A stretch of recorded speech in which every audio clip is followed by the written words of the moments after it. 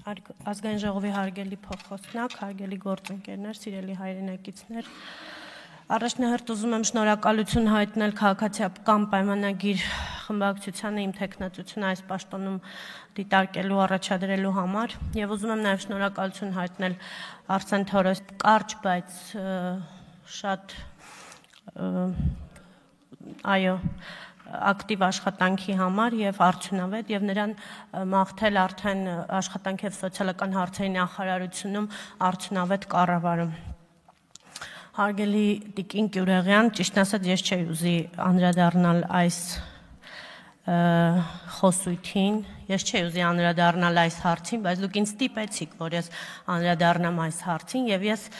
կանրադառնամ, ես երբեք իմ աշխատանքային գործունեության ընթացքում չեմ խախտել բժշկական սուբորդինացիայի կանոնները, բայց ես այսօր կխախտեմ ձեր թույլտվությամբ իհարկե բժշկական սուբորդինացիայի կանոնները եւ կասեմ հետեւյալը։ Նախ առաջին հերթին որպես մանկավարժ դուք կասկածի տակ եք դնում միջին մասնագիտական կրթությունը, որին տիրապետում է 16500 բուժքույր Հայաստանի Հանրապետությունում եւ առանց որի, առանց այդ օղակի առողջապահությունը կաթվածահար օղակի կլինի, եթե չլինի այդ օղակը։ Բացի այդ, իսկ ով ասեց, որ բոլորը պետք է ունենան բարձրագույն կրթություն։ Մենք մի կողմից ուզում ենք միջին մասնագիտական կրթությունը բերել արդիականացնել ավելի շատ մարդիկ ունենան միջին մասնագիտական կրթություն, մյուս կողմից ասում ենք, որ պետք է բոլորը ունենան բարձրագույն կրթություն, այդպես ոնց է լինում, եւ արդյոք մեկը մյուսի հետ կապ ունի, որտեղ բարձրագույն կրթություն անցածները այլ գործառույթ են կատարում, միջին մասնագիտական կրթություն անցածները այլ գործառույթ են կատարում, բայց ես հիմա ձեզ կհիշեցնեմ բարձրագույն կրթություն ունեցած 10 էջանի կենսագրություն ունեցած մարդու իմիջիալուց ձեզ շատ լավատեղի, բոլորիդ լավատեղյակ Արամ Մինասյանի կենսագրությունը, իդեպ ես դա կարդացել եմ։ Արամ Մինասյանը 30 տարի երևի եղել է Սուրբ Գրիգոր Լուսավորիչ բժշկական կենտրոնի տնօրենը եւ ես 18 թվականին մտել եմ այդ հիվանդանոց, ինչին եմ ականատես եղել, որ այդ հիմնարկը կարելի էր կոչել ամեն ինչ, բացի հիվանդանոցից։ Ինչ բառ ուզում եք գթեք, չգիտեմ, մարդկային գիտակցությունը, մարդկային երևակայությունը ինչքան կարող է անսահմանափակ լինել, ինչ ուզում եք գթեք, բայց ոչ հիվանդանոց, դա առողջապահական կենտրոն չի եղել։ Եվ 2.5 տարիների ընթացքում ես բավականաչափ աշխատանք եմ այնտեղ կատարել եւ դրա մասին կխոսեմ բոլոր այն մարդիկ, ովքեր դրան ականատես են եղել։ Այս փոքրիկ կենսագրությունը, ինչպես որ դուք նշում եք, այս փոքրիկ կենսագրության հետևում կանգնած է տարիների բազմաչարչար աշխատանք, գիշեր եւ ցերեկ, տարիների բազմաչարչար կրթություն, անընդհատ, շատ էլ որ ես չեմ գնացել բարձրագույն կրթական հաստատությունում ստանալու, բայց ես անընդհատ սովորել եմ, անընդհատ։ Հոգատարություն է թաքնված այս փոքրիկ կենսագրության ետևում, սեր է թաքնված այս փոքրիկ կենսագրության ետևում, հարգանք է թաքնված, որը ասում եմ, ես երբեք չէի ուզի խախտել, որովհետև ես կարծում եմ, որ բժիշկ բուժքույր հասկացողությունը դա մի ընդհանուր համակարգ է, դա պետք է չբաժանել իրարից ոչ մի պարագայում։ Թերևս այսքանը կասեմ սկզբի համար, բայց թող ինձ ներեն բոլոր բժիշկները եւ բոլոր բուժքույրերը, ես ոչ մեկի մասնագիտությունը չեմ դնում կասկածի տակ, ոչ մեկի, որտեղ նրանք ամեն մեկը կատարում է իրեն տրամադրված գործը, հասանելիք։ Իսկ հիմա հիմնականի մասին ես կխոսեմ առողջապահության եւ բացերի եւ այս տարիների ընթացքում ունեցած ձեռքբերումների մասին։ Կրթություն եւ էթիկա։ Հարգելի գործընկերներ, բազմիցս եմ ասել, որ յուրաքանչյուր պետության ամուր հիմքը որակյալ մրցակցային կրթությունն է։ Բազմիցս եմ նաեւ նշել, որ հատկապես բժշկական ուսումնական հաստատություններ չպիտի ընդունվեն բոլորը եւ չպիտի ավարտեն բոլորը։ Հիմա հարց կառաջանա, թե ես ինչու եմ այս հարցում այսքան կտրուկ։ Երկար տարիներ աշխատելով առողջապահության ոլորտում համոզվել եմ, որ բժիշկներ, բուժքույրեր դառնում են միայն նրանք, ովքեր սիրահարված են այդ մասնագիտություններին։ Մենք բուժաշխատողներս ուղիղ հրամայական ունենք։ Մեր գործը կապված է մարդկանց կյանքերի հետ եւ մենք իրավունք չունենք ուղակի սխալվելու կամ գոնե այնպիսի սխալներ անելու, որոնք մարդկանց կյանքին վտանգ կհանդիսանան։ Բժշկությունը չի կարող լինել միջակ, այն պետք է լինի լավ կամ գերազանց։ Բայց միևնույն է, բժիշկ դառնալու ճանապարհը շատերի համար մնում է անհասանելի։ Բժշկական համալսարանն ավարտելուց հետո հաջորդ քայլը կլինիկական օրդինատուրայում ուսանելն է, որտեղ ուսանողները ընտրում են ուղղություններ եւ արդեն սկսում են սովորել աշխատել պրակտիկ դաշտում պացիենտների հետ։ Եվ այստեղ գալիս է մեկ այլ մարտահրավեր։ Ավարտելուց հետո արդեն որակավորված երիտասարդ բժիշկը չի կարողանում գտնել աշխատանք։ Բոլորի համար գայթակղիչ է Երևան քաղաքը, բայց վստահեցնում եմ, որ մենք ունենք շատ քաղաքներ, որտեղ կարելի է ոչ միայն աշխատել, այլ ապրել, արարել ու զարգացնել։ Հենց այստեղից էլ սկսվում է առողջապահական համակարգի դժբախտությունները։ Չնայած առկա խնդիրներին մենք պետք է չկանգնենք եւ քայլ առ քայլ կատարելագործենք մեր առողջապահությունը, որն էլ արվում է բժշկական համայնքի հավատարմագրվելով ՇՄԶ ծրագրերով։ Մենք պետք է առողջապահության ոլորտում ձևավորենք նոր մշակույթ։ Առողջապահության պահպանման առաջնային օղակ։ Պետք է ընդունենք, որ այս օղակում լայնածավալ լավարկումներ է եղել կառավարության եւ քաղաքապետարանի կողմից։ Դրանք են բժիշկների եւ միջին բուժաշխատողների աշխատավարձերի բարձրացում, նեղ մասնագիտական ծառայությունների ավելացում, բժշկական կազմակերպությունների նոր սարքավորումների վերազինում, բայց այստեղ էլ մենք դեռ ունենք էթիկայի խնդիր։ Երբ օրինակ զանգում ենք պոլիկլինիկա հերթագրվելու, չենք ստանում բարեհամբույր եւ ճիշտ պատասխան։ Պացիենտի հետ խոսելիս բուժաշխատողը չի նայում պացիենտի աչքերի մեջ, որ պացիենտը համոզված լինի, որ իրեն լսում են եւ հենց այս մոտեցումն էլ պացիենտի մոտ առաջացնում է անվստահություն բուժաշխատողի հանդեպ։ Միաժամանակ գրում ենք, լսում եւ բուժում ենք։ Պացիենտի հետ խոսում ենք դույով, այնինչ 11 տարեկանից բարձր յուրաքանչյուր քաղաքացու հետ պետք է խոսել դուքով։ Այսինքն մենք դեռ սովետական համակարգի բարքերից դուրս չենք եկել։ Թվում է, թե ինչ-որ պրիմիտիվ բաներ եմ ասում, բայց վերջիններս ավելի քան կարևոր են։ Մի կողմից դժգոհում ենք, որ քաղաքավարություն չկա, մյուս կողմից մենք չենք օգտագործում քաղաքավարության կանոնները։ Հիվանդությունների կանխարգելում։ Քանի որ մեր կառավարությունը որդեգրել է հիվանդությունների կանխարգելման քաղաքականությունը, ես մեծ ուրախությամբ պիտի առանձնացնեմ մեր ֆիքսված եւ շրջիկ սկրինինգային ծրագրերը։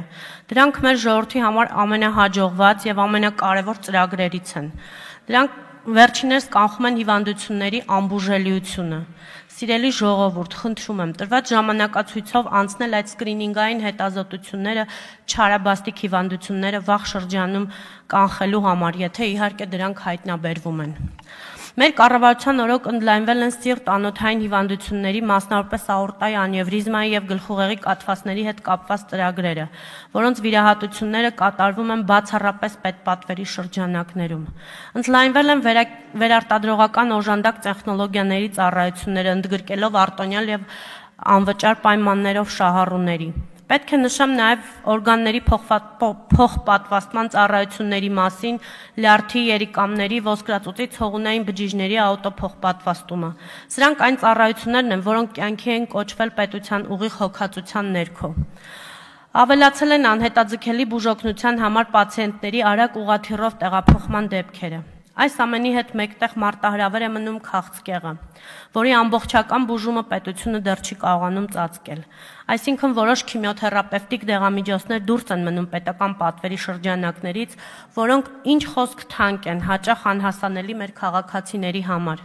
Բայց ես լիահույս եմ, որ այս հարցը կլուծվի առողջապահության համապարփակ ապահովագրության ներդրման հետ զուգահեռ։ Դեղերի շուկա։ Առողջապահության ոլորտում դեռ մարտահրավեր է դեղերի շուկան։ Չնայած ունենք ազատ տնտեսական հարաբերություններ եւ մրցակցային շուկա, ցավոք ունենք դեռ շատ դեղորայքներ, որոնք անհասանելի են բնակչության համար։ Այո, մեր դեղերի շուկան գրավիչ չէ շատ եվրոպական երկրների արտադրողների համար, սակայն պետք է ամեն ինչ անել, որպեսզի եվրոպական բարձրակարգ ընկերությունների արտադրված դեղերը մտնեն Հայաստան։ Այս հարցը հավելյալ քննարկման կարիք ունի եւ ես լիահույս եմ, որ մենք կկարողանանք առողջապահության նախարարության հետ գտնել լուծումներ։ Հիվանդանոցների կառուցում եւ վերակառուցում։ Վստահ եմ, որ ոչ հեռու ապագայում կունենանք միջազգային չափանիշներին համապատասխան նոր հիվանդանոցներ, բուժման նոր տեխնոլոգիաներ, նոր սարքավորումներ եւ նոր առողջապահություն։ Քրեակատարողական հիմնարկներում Առողջապահության նախարարությունը նոր մոդել սահմանեց, քրեակատարողական հիմնարկների համար ստեղծելով նոր պայմաններ ամբուլատոր եւ ստացիոնար ծառայություններ ազատազրկված քաղաքացիների համար։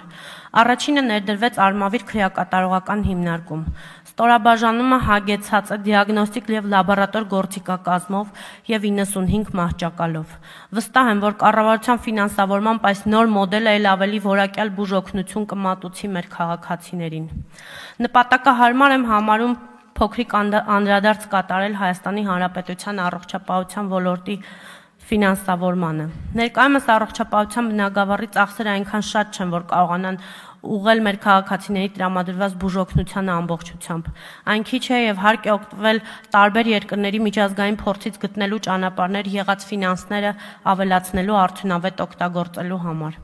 Ներկայումս առողջապահության պետական ֆինանսական միջոցների պակաս լինելն ու գրպանից դուրս կատարվող վճարովի ծախսերի անկառավարելիությունը խոչընդոտում են համակարգի զարգացմանը եւ բժշկական օգնության եւ սպասարկման որակի բարելավմանը։ Նպաստում բազմաթիվ ընտանիքների աղքատացման առողջապահական ծախսերի պատճառով։ Խոչընդոտում բժշկական օգնության եւ սպասարկման ծառայությունների հասանելիության եւ ֆինանսական մատչելիության բարելավմանը։ Ունենալով այս պատկերը վերջին տարիներին առողջապահության ոլորտում նախատեսվում է կատարել բարեփոխումներ, անցնել առողջապահության համապարփակ ապահովագրությանը։ Դրանով նախատեսվում է բարձրացնել առողջապահության բնագավառում ծախսվող գումարների արդյունավետությունն ու նպատակայնությունը եւ բարելավել բժշկական օգնության սպասարկման որակը, ներդնելով առողջապահության ֆինանսավորման համար եկամուտի հավաքագրման կանխավճարային մոդել պետության հաշվարկված համաֆինանսավորման։ Համապարփակ ապահովագրության համակարգը նախատեսում ենք ներդնել փուլային եղանակով։ Առաջին փուլում համակարգում կընդգրկվեն պետության կողմից սահմանված բնակչության խմբերը, այդ թվում նպաստի համակարգում ընդգրկված ընտանիքի անդամներ, հաշմանդամություն ունեցող անձիկ, մինչև 18 տարեկան երեխաներ, բնակչության սոցիալապես անապահով եւ հատուկ խմբերում ընդգրկված այլ անձիկ, սոցիալական փաթեթում ընդգրկված շահառուներ։ Երկրորդ փուլում կընդգրկվեն 63 եւ բարձր տարիքի քաղաքացիները, ինչպես նաեւ պետական հատվածի վարձու աշխատակիցները։ Երրորդ փուլում ապահովագրության համակարգում կընդգրկվեն բոլոր վարձու աշխատողները, ինքնազբաղված անձիկ եւ գյուղատնտեսությունում զբաղվածները։ Ապահովագրության համակարգը լինելու է պետական հիմնադրամի կողմից կառավարվող, մասնավոր ապահովագրության ընկերները ներգրաված չեն լինելու այս գործընթացին։ Պետական հիմնադրամի ծախսերը արտահայտված են լինելու յուրաքանչյուր տարվա բյուջեում, ինչը ազգային ժողովի կողմից վերահսկելի կդարձնի հիմնադրամի գործունեությունը։ Առողջապահության համապարփակ ապահովագրության ներդրման հետ կապված առաջիկայում օրենքի նախագիծը կբերվի ազգային ժողով եւ հանձնաժողովը կկազմակերպի լսումներ, տարբեր աշխատանքային քննարկումներ։ Դրան զուգահեռ առողջապահության ոլորտը պատրաստվում է համակարգի ներդրմանը։ Նախատեսվում է կառուցել եւ վերակառուցել բժշկական հաստատություններ, դրանք համալրել նորագույն սարքավորումներով։ Համակարգի ներդրման նախապատրաստվում է նաեւ ԱԱՊ համակարգը։ Վերանայում են բժշկական համայնքի ֆինանսավորման սխեմաները։ Օրինակ ԱԱՊ համակարգում ներդրնել ֆինանսավորման բոնուսային սխեմա եւ կատարվում են այլ աշխատանքներ։ Հարգելի գործընկերներ, առողջապահության համակարգը այնքան մեծ է, որ առողջապահության մասին անվերջ կարելի է խոսել։ Ես առաջարկում եմ, եթե կան հարցեր, հարց ու պատասխանով շարունակել մեր երկխոսությունը։ Շնորհակալություն։ Շնորհակալություն Տիկին Հունանյանին հարցերով դիմելու համար գրանցում։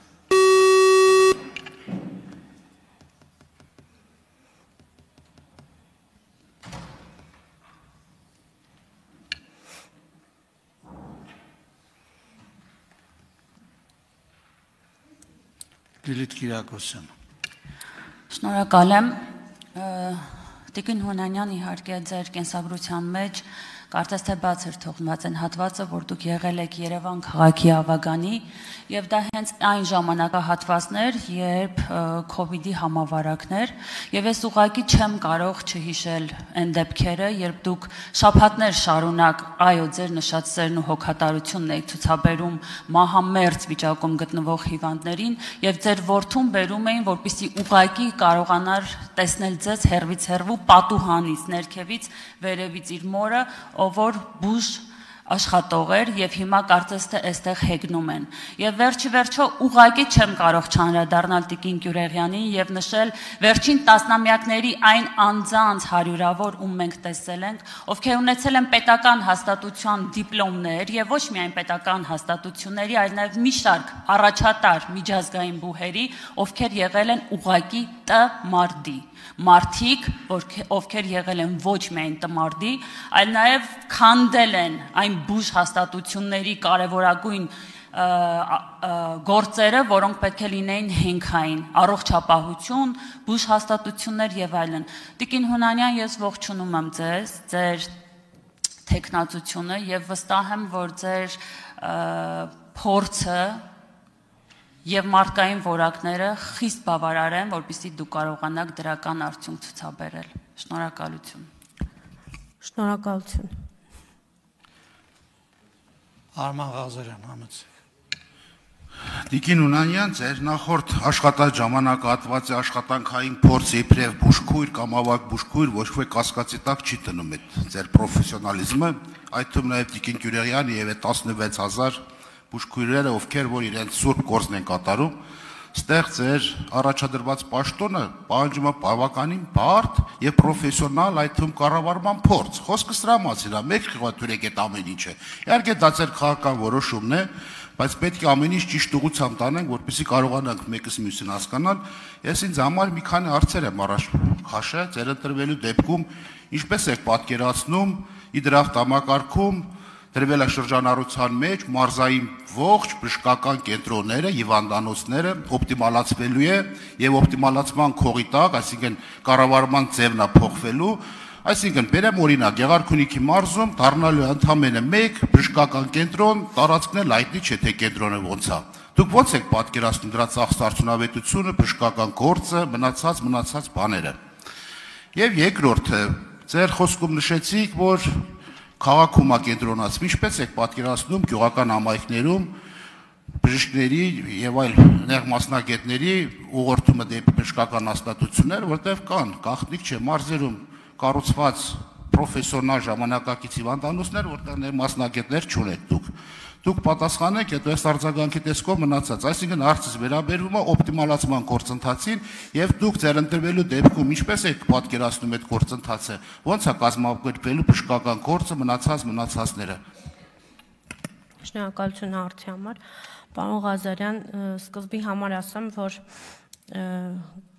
կառավարման ձիրք ունեցող մարդուն պետք չի, որ նա ունենա բարձրագույն կրթություն, որովհետև շատ բարձրագույն կրթություն ունեցող մարդիկ կառավարման ձիրք չունեն, օպտիմալ արդյունավետ չեն կառավարում հիմնարկները եւ ընդհանրապես գերատեսչությունները կարող են դրանք նաեւ լինել։ Ես կարծում եմ, որ կառավարման ձիրք ունեցող մարդը պարտադիր չէ ունենա միջին մասնագիտական կրթություն եւ ես կարծում եմ նաեւ, որ օրենքներ կարդալը, օրենքներ մեկնաբանելը այնքան շատ դժվար չէ, ինչքան աշխատել, մտածել նաև միաժամանակ հիվանդանոցային օղակում, կողմնորոշվելու տեսակետից, այդ մեկ երկրորդը օպտիմալացման հետ կապված, քանի որ դեռ այս նախագիծը չի եկել ազգային ժողով, թույլ տվեք ես շատ իմ պատկերացումների մասին չխոսեմ, որովհետև դեռ նախագծին լիովին ծանոթ չեմ։ Ես եւ կողմ եմ եւ դեմ եմ, միայն այս կասեմ դեռ, ինչքան որ ծանոթ եմ նախագծին, մի կողմից կարծում եմ, որ պետք է տեղում կառավարել եւ տեղում վերցնել այդ պատասխանատվությունը ղեկավար անձը իր վրա եւ հարցերը լուծի, այսինքն հենց բժշկական կենտրոնում։ Մյուս կողմից միգուցե մեզ նախարարությունը շատ ավելի լավ ծրագիր է առաջարկում, որը կարող է բժշկական կենտրոնները միացնելով ավելի արդյունավետ կառավարում լինի, քան նախկինում է։ Իսկ ինչ վերաբերվում է գյուղական համայնքներ, բայց մենք սա հետո անպայման ես իմ կարծիքը ավելի մանրամասն կասեմ նախագիծը ամբողջությամբ իմանալուց հետո, իսկ ինչ վերաբերվում է գյուղական համայնքներում մասնագետների հետ կապված հարցը, այո, դուք ճիշտ եք, մենք խնդիր ունենք գյուղական համայնքների հետ կապված, բայց այստեղ միայն առողջապահության նախարարության խնդիրը չէ, այստեղ նաև տարածքային կառավարման նախարարության խնդիրն էլ է, մենք պետք է կարողանանք գյուղական համայնքներում ենթակառուցվածքներ զարգացնել, մենք պետք է կարողանանք գյուղական համայնքները, մարզային համայնքները բերել այնպիսի վիճակի Երևանին մոտ, հա, վիճակի, որպեսզի մարդկանց համար գայթակղիչ լինի գնալ, այնտեղ ապրել, այնտեղ աշխատել, որովհետև եթե մարդիկ ընտանիքներով տեղափոխվեն, ենթադրենք ինչ որ մի գյուղ կամ մարզ ապրելու ներողություն։ Ավարտեք, խնդրեմ, ամփոփեք մտքի նկատի։ Եթե մարդիկ գնան այնտեղ ապրելու, պետք է համապատասխան բոլոր պայմանները լինեն, մանկապարտեզներ, դպրոցներ, խմբակներ, երաշտական դպրոցներ, նույնիսկ ինչու՞ չէ ժամանցային վայրեր, որպեսզի մարդիկ կարողանան ապրել բնականon եւ լիարժեք կյանքով։ Համեցը կարծիքենք։ Տիկին Ունանյան, թույլ տվեք ձեր բերած պատասխանները հետ ոչ մեկի հետ համաձայնել հետեւյալ հիմնավորմամբ։ 7 տարի մարդ բժշկական ինստիտուտը ավարտում, համալսարան ավարտում, պլյուս դրան արդինատուրա, նեղ մասնագիտական կրթություններ, վերապատրաստումներ, հիմա ես ասեմ դուք այդ ինստիտուտը կասկածի տակ եք դնում։ Այստեղ ձեր ընտրվելու դեպքում դա այն ոլորտն է, որտեղ պահանջվելու է շատ խիստ նեղ մասնագիտական խնդիրներ։ Հիմա դուք բերել եք, ասում եք կրթությունը կան ոլորտներ, բան այստանից կարևոր ոլորտ որն է առողջապահությունից, մարդու կյանքի հետ գործ ունենք։ Եվ դուք հիմա այս պահին կասկածի տակ եք դնում այն բժշկական բժիշկներին պրոֆեսիոնալ, որոնք տարիներով սովորել են եւ նեղ մասնագիտական կամ պրոֆեսիոնալ կրթություն աշխատանք են ձեռք բերել։ Դա թողենք, դա ժամանակը ցույց կտա։ Ասում եք խթանելը տարածքային կառավարման, դա առողջապահության նախարարության սուրբ գործն է, որպեսզի խթանի տեղերում կարողանա իր նեղ մասնագետներին կամ օրինակ բերեմ օրինակ Վարդենիսի տարածաշրջանի հիվանդանոցը անեստեզիոլոգ չունի։ Տեղյակ եք։ Պետք է Մարտունուց կամ Գավառից անեստեզիա ավարտում է պարոն Արշակյան։ Գնա որպեսզի նեղ մասնագիտական բուժում բանան։ Ասում եք նախագծին ծանոթ չեմ։ Դուք այդ ազնաժողովի անդամ եք եղել, ազնավ պետք է դուք կարդացած եւ պատրաստված գայիք, որպեսզի մեր հարցերը ուղիղ հարցերին կարողանայիք պատասխանել։ Վարդենիսի հիվանդանոցը ունի պաթանոլոգիական լաբորատորիա դերձարա, որտեղ բերում է մարտինում է երձում անում։ Ինչպես եք պատկերացնում այդ խնդիրները, սրանք համակարգային խնդիրներ են, ոչ թե հեռանկարային առողջապահական ապահովագրություն, տեղորայքի շուկա, չգիտեմ ինչ։ Այս հարցերին պետք է դուք պատասխանեք, որ մենք հասկանանք։ Հասկանալի է, կարծում եմ պատասխանում է, բայց նաև պատասխանը ձեր հարցը։ Իսկ ինչ խնդիր կա, որ Վարդենիսից հիվանդին ներողություն հանգուցյալին տանում են Մարտունու դիահերձարանում հերձելու։ Եվ ուզում եմ հասկանամ ինչ խնդիր կա այդտեղ։ Այսինքն ուզում եք ասեք, որ ձեր տան կողքը դիահերձարան կա, որ Աստված ոչ անի, ձեր շենքից մեկը մահանում է, միանգամից տեղից հանում եք, մտցնում եք դիահերձարան, ինչ որ մի ճանապարհ չեք գնում հասնելու դիահերձարան։ Պարոն Ղազարյան, 70 կիլոմետր, Հայաստանի Հանրապետությունը այնքան մեծ չի, որ մարդիկ 70 կիլոմետր չկարողանան գնան ինչ-որ միտեղ հասնելու համար։ Եվ ընդհանրապես, ով ասեց, որ պետքա ամեն ինչ-որ տեղ մի հատ բժշկական հաստատություն լինի, ինչ-որ բան անելու, ինչ-որ ակետից բեկետ հասնելու համար։ Տրանսպորտ գոյություն ունի ավտոմեքենաներ, չգիտեմ, ամեն հնարավոր հնարավորությունները կա, որ մարդկանց կարողանան գնան եւ այլն իրենց հարցերը լուծեն մարզպետ։ Այսինքն դուք ուզում եք ասեք, որ մարզպետարանը պետքա լինի ամենտեղ։ Եթե մարդ մարզպետարանի հետ գործ ունենա, պիտի չգնա մարզպետ բանում, պետք է մի հատ արդեն 50 մարզպետարան բացեն, որ չհասնի Մարտունի։ Շնորհակալություն։ Հարգելի գործընկերներ, խնդրում եմ կարգը պահպանել եւ տեղից հարցեր չտալ, իսկ այժմ նախատեսված է 30 րոպե ընդմիջում։